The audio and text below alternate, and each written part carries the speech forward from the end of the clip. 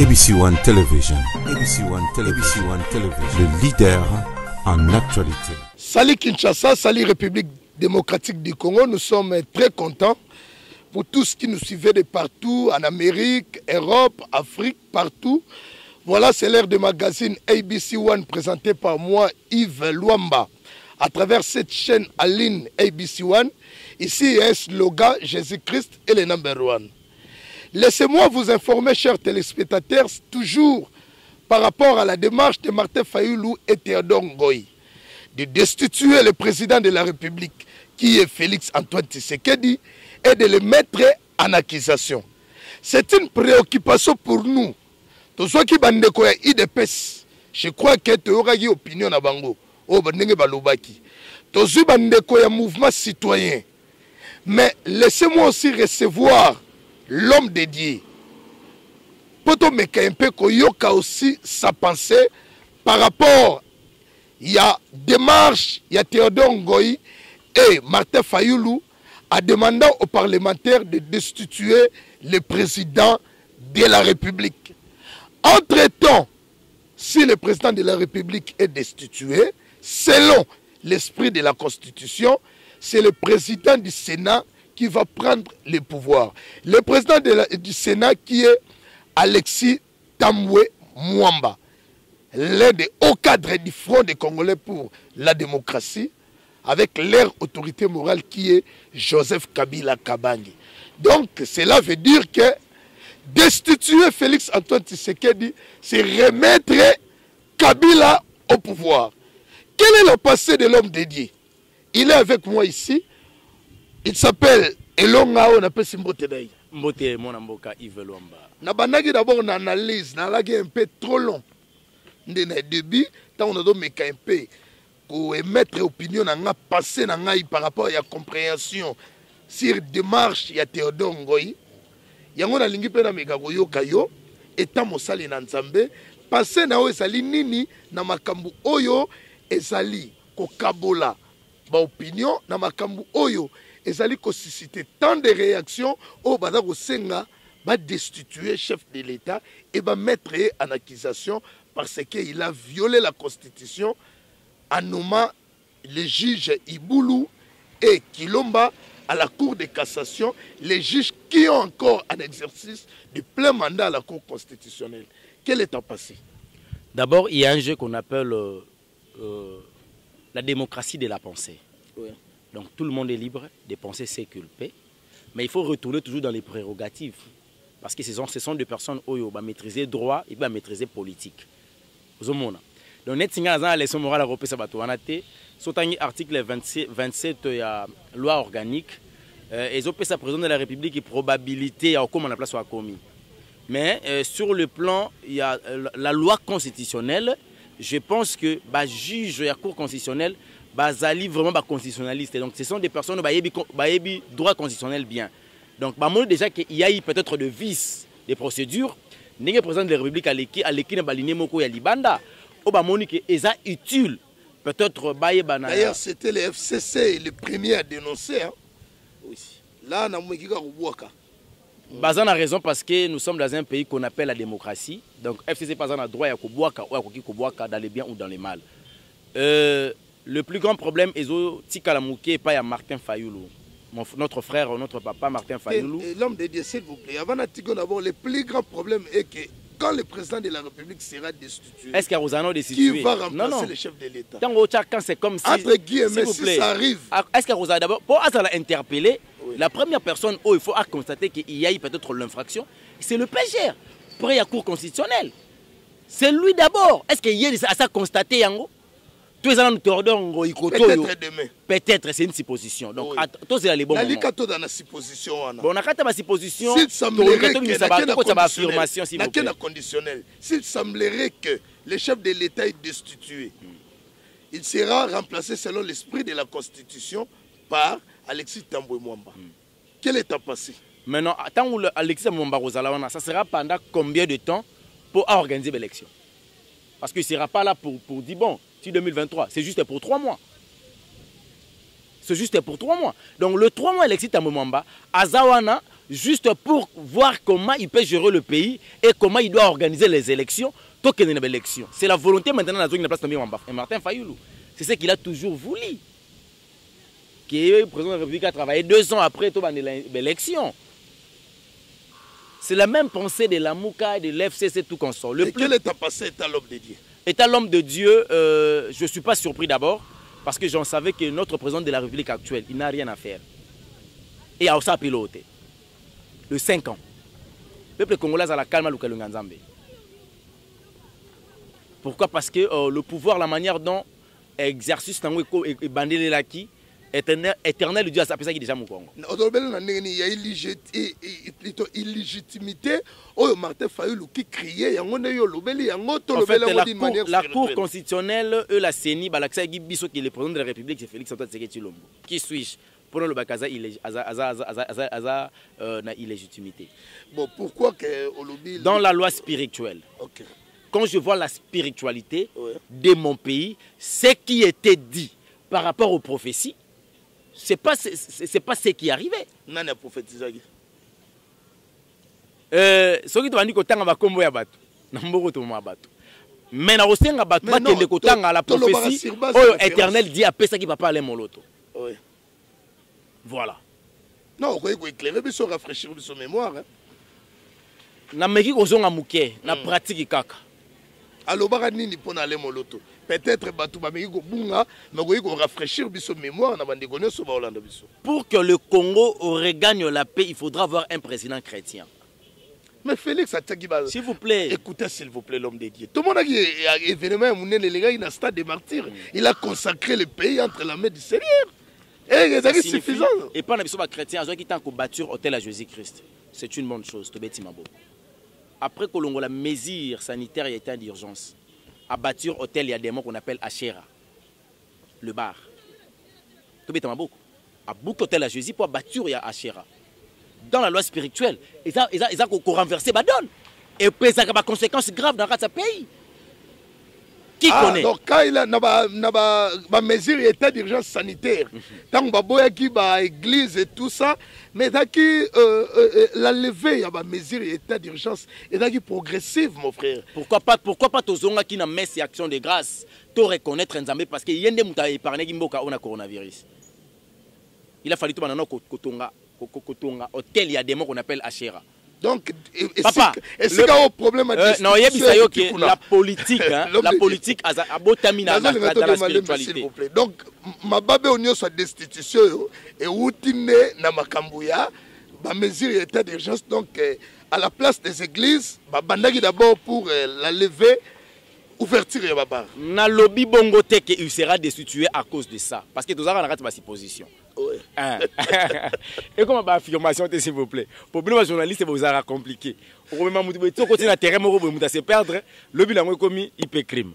Nazo lo baboy. OK. Pour ma prophète du malheur té. Oui. Ce qui lobby mo konzambo a osala destituer, ce sont des conséquences spirituelles après avoir renversé Jésus-Christ. Mboko ezara ya Yesu. Comme ça paye au pays laïque. N'a posé question parce que mon a tout nous athées. Est-ce que tu as maloko la léopard ndaza ebelé na mboka o pour totem mboko za la léopard? Pourquoi ka totem wana ya léopard? Bakoko ne batika. Aswara a. Bakoko ne batika. Léopard abomana mu Congo. À partir Kingo awa. Abongi sarata détruisaka.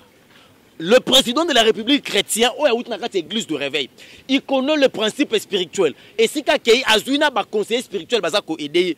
Bango basa loko a mis sur Nzambe pour Namboka Oyo. Bango ba roya na incidi pour y appliquer. Tant que kota qui n'a pouvoir, selon la prophétie, est-ce que debout Congolais fallait que tika loko hymne national?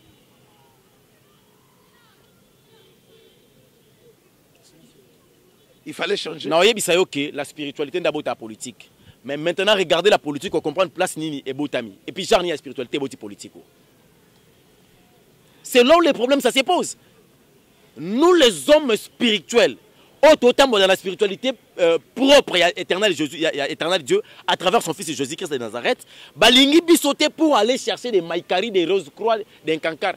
Il y a quelque chose où tu as la grande Kivu, soyez grande Kivu. Parc Moro va inaugurer. C'est très beau, Namisu. Et ça, le logo est franc-maçon. dessin basal n'a pas qu'on a logo franc-maçon.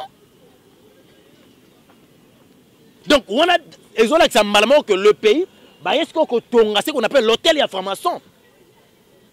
Na grande kiv connaît salemi ezali.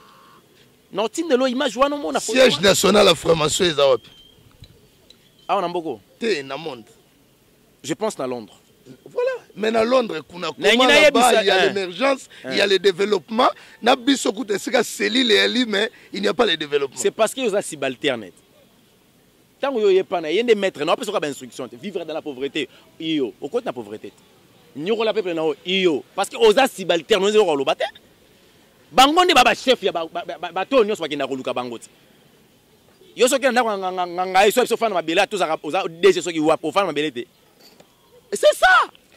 Donc vous étant l'homme de Dieu, la turbulence nyonso to do mona oyo na présidence na pays c'est parce que Jésus-Christ de Nazareth a trouvé jusqu'à présent place na été na mboka oyo. Tozongaka epa na yete pona koyebisa ye quelle est ta volonté par rapport à notre pays.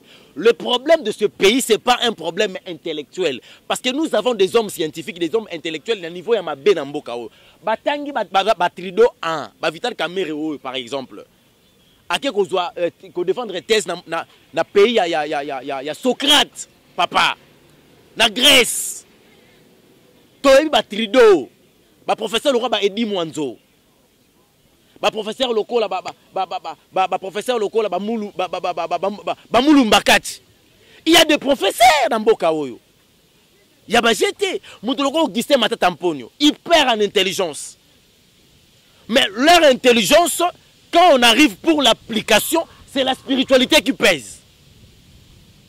Batangi ba classe ba su ba diplôme, tant ba ko ta réunion na butu ya molili, ça na bani ko pesa bango ordre que le pays là il faut servir nga. Alors, bon, la ligne de conduite. C'est là où le problème ça se pose. Mboka Oyo. Attends, tu as muto à tangité. Tu peux essayer Mboka Oyo. Ce qui a un principe sérieux, il y a ma commune en Zambie. Le pays est changé. Et nous vivons dans un pays laïque. Dis-moi maintenant. Tu ne pas de bino bata réveil, tu ne pas catholique, pour bino réveil, mission la bino apparemment c'est comme si le roi n'était pas à côté. Vie Macamonio d'ailleurs il y a des problèmes qui se passent aujourd'hui, il y a des sanctions Kotoyo père il y a réveil va sanctionner Sony Kafuta il y a réveil membre il y a comment association il y a église de réveil va sanctionner pasteur Sony Kafuta, lui à son tour il a refusé. Tantôt non, Albert Kankenza mon prédécesseur a tenté de me corrompre à me donner $50,000 pour ne pas signer le PV de l'entérinement de Rossard Malonda. On ne comprend plus rien. Denis Lessi, non, Bisso Batoyo, de nuire le prédécesseur de Félix Antoine Tshisekedi en erreur. N'a pas prophétie à Lukuta, n'a pas Kamukili Kili. Yango na lito kotuna. Lelo nous sommes dans un pays laïque. Tango zolo ba makambu ya spiritualité. Où allons-nous alors? Tant Moïse a l'équipe de Misaki Josué, Moïse a kotaki na kata désobéissance. Et ça le raba tata na biso. Ba bandaki na Nzambe, tant bandaki na Nzambe makam nyoso to lo bezalaka te. Tant raba tiki Nzambe, nde ba kota na kata désordre. Nzambe a exposé bango, yango faut pas ça écarter Nzambe ba nouvelle génération. Vous comprenez? Alors cette nouvelle génération to ko ya lokwa tonga to chuba bango. Il y a un moment où il y a un mais tout ça, où on a été. Ça n'est pas association à la nouvelle génération, peut-être. Pour voir Nabino, ça l'a écouté, peut-être les chefs de l'État, Robin Nabino. Qui suis-je pour la 5 sabbats? Je vis qu'avec l'esprit de Dieu. Mais pour les soucis de l'avancement de ton pays, il y a non, Sangi Sabatouté parce que tu as philosophie. Tu as la molimo. Tu as une expérience. Donc le Congo, c'est un pays sans avenir alors? Non, avenir est ali parce qu'il y a encore l'espoir pour ceux qui sont en vie. Mais comment matérialiser cet espoir? Voilà. Tant on a déjà un peuple qui a compris le message. Il fallait aider aussi les autres. Aider les autres, voilà pourquoi on a un média, papa. Parce que je sais qu'à travers les réseaux sociaux, les Cambo et Kokoma. Ate ba robeta kara le lobby okuna ba ba ke azo déranger trop juste les anini to fungulango boy et puis makambo tozo loba et pas ya ba konzebele ya mboka o isa na information te ils ont des rappels ba yebi yango ils ont rappelé les informations te baza ko ignorer par rapport à ma conviction spirituelle na bango tozo na question tout ni concernant ce qui concerne le pays laïque laïcité aujourd'hui 60 ans avec la laïcité 60 ans soki tobito cha Congo le kwa mutu akoki à 60 ans bateka tomate ali nzanza okata na mboko. Donc à l'âge de 60 ans Congolais a foutu la tasse idiote. Ouais, ça c'est vrai. La pauvreté grandissante. Mais allez-y comprendre, pose-nous maintenant les questions. Qu'est-ce que la laïcité, nous a donné comme résultat positif pour aider ce pays qui est Liboso? La gratuité de l'enseignement. Enseignement de base, la gratuité. Papa, après 60 ans, on va mettre la gratuité Maboko. En plein 21e siècle, tu as un problème Nzela. Nzela. Donc, en conclusion, si on a dit l'homme de Dieu, il ne faut même pas espérer un mandat à Fachi et le remords à Malunga et Kosalimati. Bien sûr que oui. Bien sûr que oui. Pourquoi? Parce que, d'abord, ce que tu as dit qu'il y a un angle politique. Le président actuel, le président de la République actuelle, ouais, il a eu le temps. Il y a qu'à contester vraiment. Na attaque même vinaye pour na contester muto le là comme partenaire politique na attaque vina na risque baluka na ba dimension nyonso ya vie pour que moko faire renverser mususu. Donc la première erreur d'abord. Mais oui, beaucoup me amindeni. Beaucoup ba ami na raison nini. Pourquoi pas na début bozala ka ba ami pour aider yé ne loko ezaki na ngolo kwa besoin. Donc il n'a qu'à assumer makambo destitution, il n'a qu'à assumer. Mais il sait que dans la politique, tous les coups sont permis. Et puis il se prépare. Vital Kamerhe est condamné. J'avais appelé ma femme pour préparer les enfants. Je suis un homme d'État. Je sais que je suis oui, voilà un homme d'État. Donc, on s'est préparé dans sa politique. C'est ça un homme d'État. Donc, un homme d'État, il faut se préparer que leur problème va destituer. Très bien. Donc, Bandeko Badol Nabiso, caméra, s'il vous plaît. Bandeko Badol Nabiso, Nayami l'homme dédié. Et selon l'homme dédié, un homme d'État doit se préparer par rapport à tous les coups. Oui. Donc, selon l'homme dédié, on n'a aucun espoir. Félix Antoine Tshisekedi ne fera rien pendant son mandat. Mais le pasteur Roland Dalo, il avait dit. Ah ouais, oui. L'homme de Dieu, pasteur de Alia Kadim à Mokonzamboka. Mais il y a Mokonzamboka qui est ange Nzambazana yotin. Et à quoi ça message en Zambie. Papa, ceux qui chrétiens communes et sika influence à Liboso Zaraya Jésus-Christ. L'homme de Dieu, comment citer? Non, et puis son musée Laurent Désiré Kabila c'est qui musulman. T'as là-bas mosquée. Après ça qui a un espace. Ce sont des hôtels à Rubukat. Oh, est-ce que Mboko Zambora Maomé? Mboko, s'il vous plaît. Ça, c'est encore un problème. C'est un problème à Nini. Basong en Arabie Saoudite. Non, on a un musulman qui n'a pas beaucoup de ça. Il y a réseau Zani Namboko. Soit qui t'aurait le bateau, le bateau, attends, de reconnaître l'église kimbangiste. Pour Bango, on reconnaître Jésus-Christ. Vous comprenez? Donc, problème, il y a laïcité. Il y a un cancard dans Mboko Ron Langozani. Rose Croix dans Mboko Ron Langozani. Maïkari. Bouddhisme, hindou, cabal juif, magie égyptien. Papa, voilà pourquoi nous, les chrétiens, nous avons une obligation de beaucoup prier pour ces pays et d'avancer vers la politique.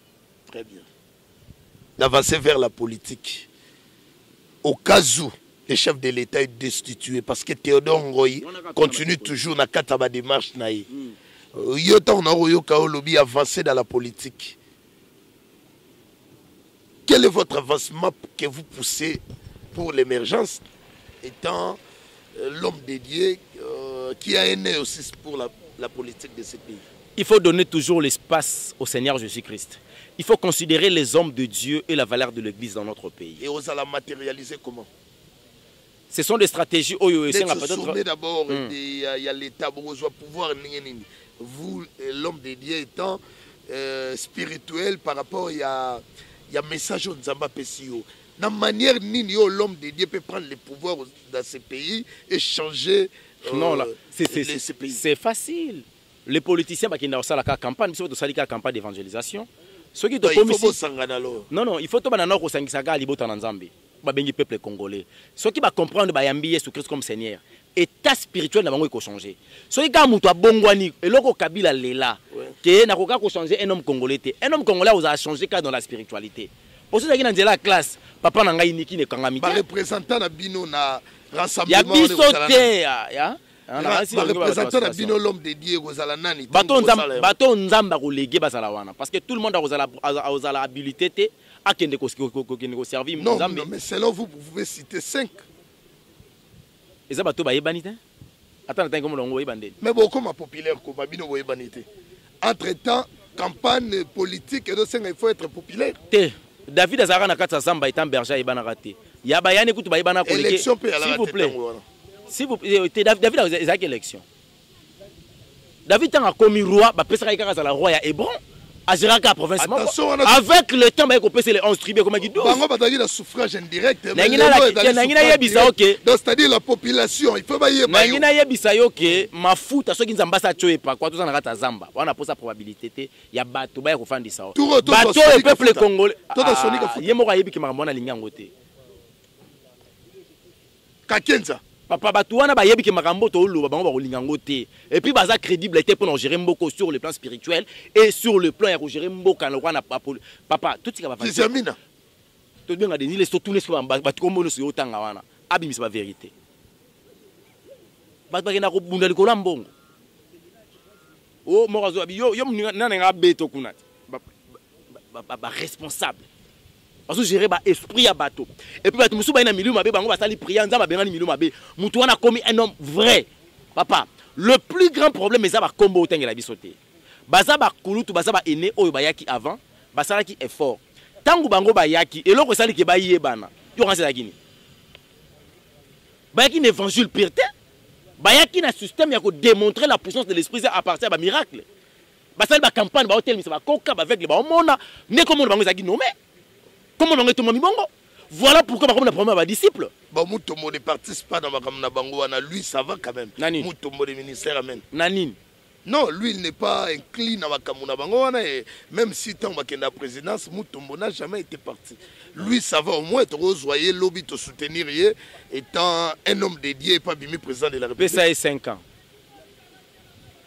Ça est Moutombo plutôt. Ça est 5 ans. Un micro. Au Tchabo. Même apôtre Moutombo. Azar combien de cellules? Assez d'achère combien de fois à moi?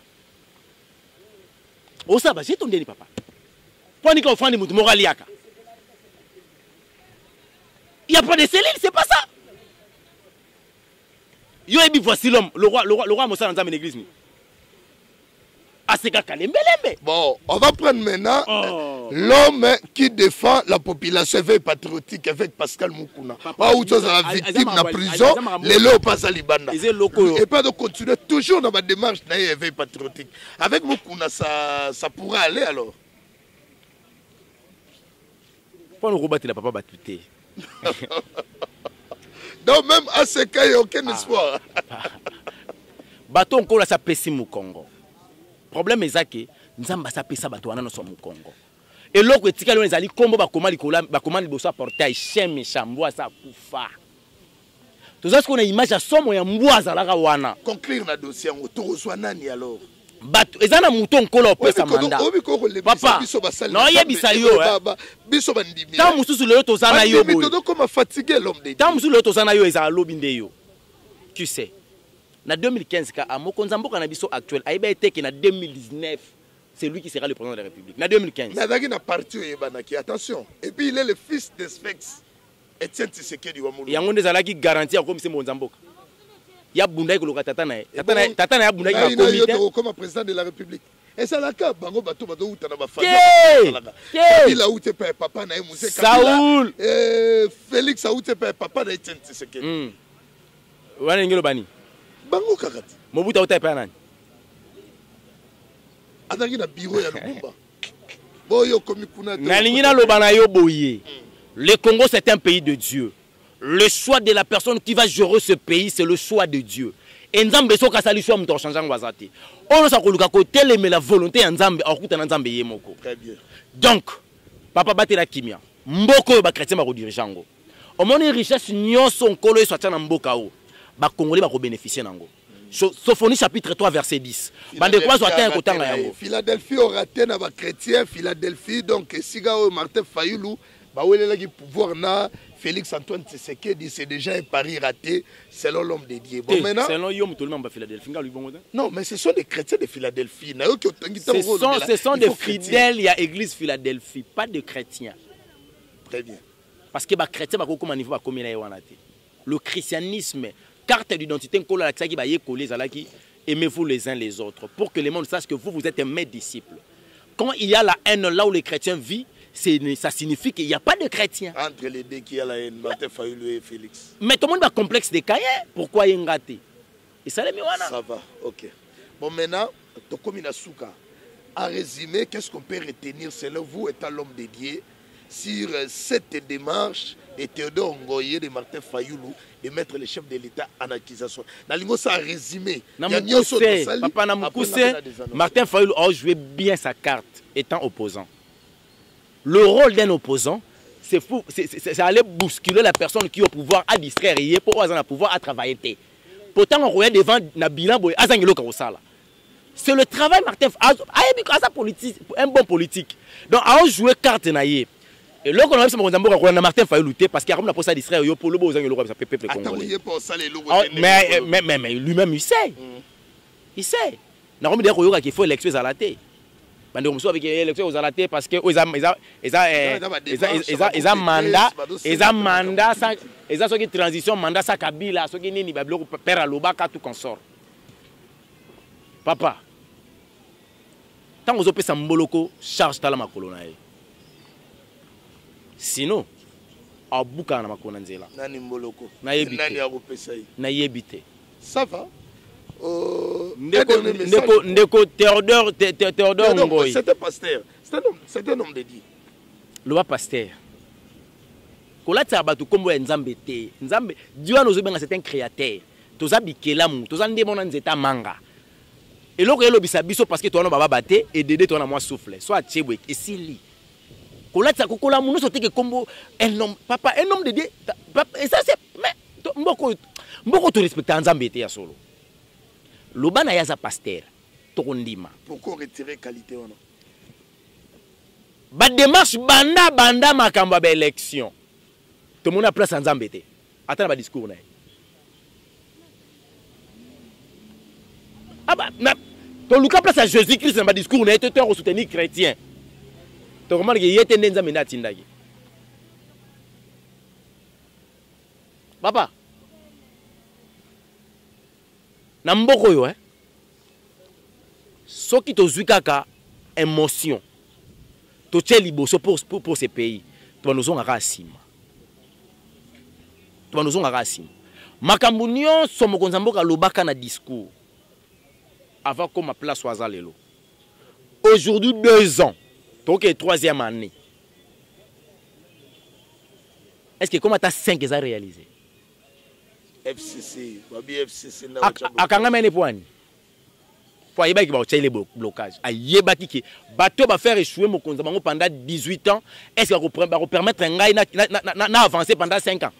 Ça c'est notre dossier pour le Bénin. Ah, merci. Il savait. Merci l'homme de Dieu. Donc conclusion ezali que peuple congolais a lukane ka Nzambe, atiko luka bato. Ba politiciens, nos autorités, ils sont là. Aïe, pas ba autochtone peut-être ya Kimpoko. Na ba machine ba tete ma machine ma belé ba moni que un pétrole les auto diamant. Lokola autochtone a yebité que place à faire dans la richesse. Ayo bis autochtone na lingi na sunga yo. Tekelanga ma belé na yo oyo. Mais soko tekelanga ma belé.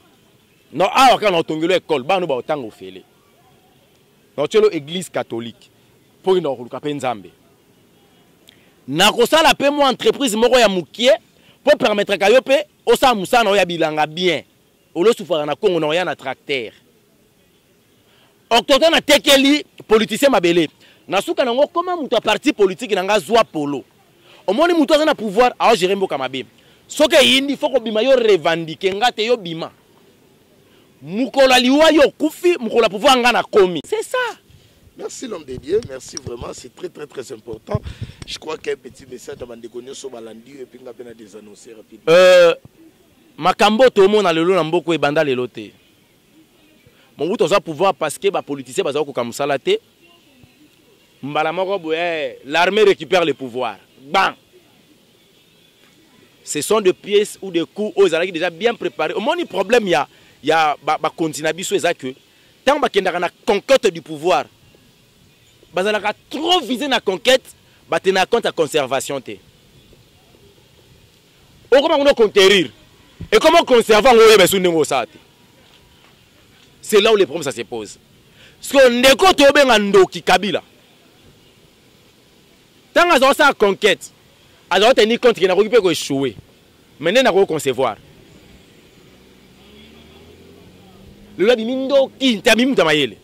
C'est ça la différence entre Kabila et Félix. Mais bien sûr, le parti politique. Merci beaucoup l'homme de Dieu. PPRD et IDPS. Très bien. IDPS a talaki pouvoir. Tozwa. Mais nenga ko batela ngo batala kité. Très bien. Cash. Basangana ki po basa la force. Ba kotambola pona ko bongisa mboka na bande kwa FCC. Vital Kamerhe emprisonné. Moko ya poids lourd ya cash. Kana cash ba misi ndoki. Batindiki en prison. Jean-Marc Kabundu poids ba destituer. Ba pour la 2-0 ba comprendre té. Baninga baza. Mokonza mboka comme na niveau à nommer ba juge. Mais juge a boy koke musala. Ça c'est grave. Vous blaguez hein? Politique en soki to rêver. Mokonza mboka il faut à revoir mboka oyo plus na basala nzambe. Très bien. Merci beaucoup. Banderonio Sobolandi biso c'est trop profond makambo to sololi. Mboka oyo République démocratique du Congo, si on n'arrive pas à comprendre, demain nous risquerons de tomber dans les mêmes histoires où s'est passé c'est à peine dans Mali. Voilà aujourd'hui le pouvoir est entre la main des généraux de l'armée. Parce que les hommes politiques bakoki angote et armés à botoli pouvoir. Il faut que les mêmes, nous ne voulons pas que les mêmes causes puissent reproduire encore les mêmes effets. Entre-temps, on est obligé, il y a déjà un socle pour éviter que le pire est comme la bisolobi. Dans la makambo ya coalition, dès le départ, tobandaki na mariage honnête ya Angelou Nanganga. Et tout le monde chité lelo oyo FCC très contre les ordonnances portant nomination des officiers na armée et puis na ba juge récemment nommé na cour constitutionnelle et na cour de cassation. Na bino pe ba juge Ibulu et Kilomba. Banda Congo et Saleba Congo. Les ailes de la démocratie et comme ça biso na libertinage de. Vous êtes contre les ordonnances des chefs de l'État. Et vous vous opposez.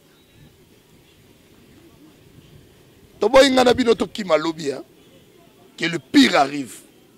Merci beaucoup na bandeko nyoso balandi biso partout. Ko destituer mo konzamboka. Et da soué na ngati. Ezali pe intérêt na ngaiti. Mais intérêt na ngazali la paix. Mais il faut déjà total mboka oyo. Bamakamba boye luka et salema et même mboka wapi les dangers et sali lobby mboke ko kabwana biteni tozana na pays oyo tozana instabilité ba institution et vandi bisika nyoso te lobby bo vanda boye ADF a côté na ville a sali oya rosala ono babomi 15 personnes bakei lobby Codeco ba côté na Ituri na Bunia babomi ba peuple congolais lobby ba ko revendiquer au vie eux aussi de tous na prison babimisa bandeko na bango babima et armée FRDC ba accompagner bango po bazonga bisika balaki tala niveau ya mboka mais ba tueur ba génocidaire où allons-nous dans ce pays? Merci beaucoup Esaïe Ndeko cardinal Yves Luamba.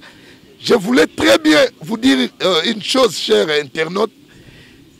Aimez et likez. Abonnez-vous massivement dans cette chaîne ABC One. Et il faut à tout moment nous envoyer les textos, vos suggestions, vos remarques. Cela va nous pousser de bien travailler pour vous servir, pour vous bien servir encore davantage. Moi, je m'arrête ici. C'est votre humble serviteur Yves Luamba. À nous revoir la semaine prochaine.